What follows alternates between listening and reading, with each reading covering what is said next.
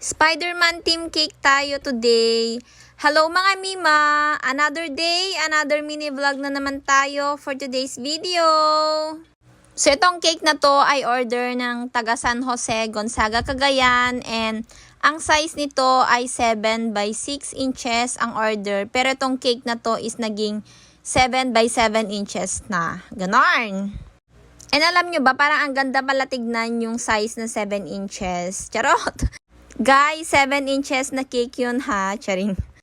Anyway, nagdesisyon talaga ako na bumili ng cake pan ko na 7 inches kasi nga, every time na nag-icing ako is yung 10 inches, 8 inches na cake and then yung board ko kasi before is 10 inches. So, kung mag-icing ako, parang konti na lang yung spacing sa cake board. Kaya nag-decide ako na mag 7 inches and sumakto-sakto dun sa cake board na gamit ko. Ganon. Kasi naghahanap ako ng 11 by 11 inches na cake board and box kaso nga wala akong mahanap. And kapag ka naman yung 12 inches is masyadong malaki yung board and tapos ang maliit yung cake. So parang ang pangit tignan. Parang ganon. So bumili talaga ako ng 7 by 3 inches yung cake pan and ito yung kinalabasan. So, meron siyang 1 inches spacing each before sa cake niya. Charot!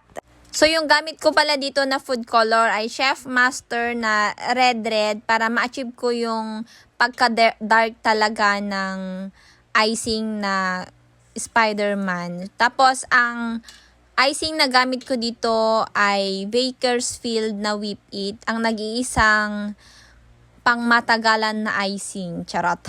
Tapos naman sa food color na color black is nagmix lang ako ng kulay red, blue, and green. Tapos ang gamit ko na food color brand is Ferna. So yun talaga yung gamit ko before and ngayon ko lang nalaman na may gel pala na food color. So nagtry ako ng Chef Master. Ganon! So, bali yung topper ng cake, kay Uncle Google lang to. And then, meron ding additional to na 1 dozen na cupcake. So, bali itong cake na to is ipipick up dito sa bahay. And, thankful naman ako kasi mabait yung nag-order. Actually, ito is, siya na yung parang nag-initiate na magdidipi na siya agad-agad. And then, upon pick up niya is yung full payment niya. O, diba?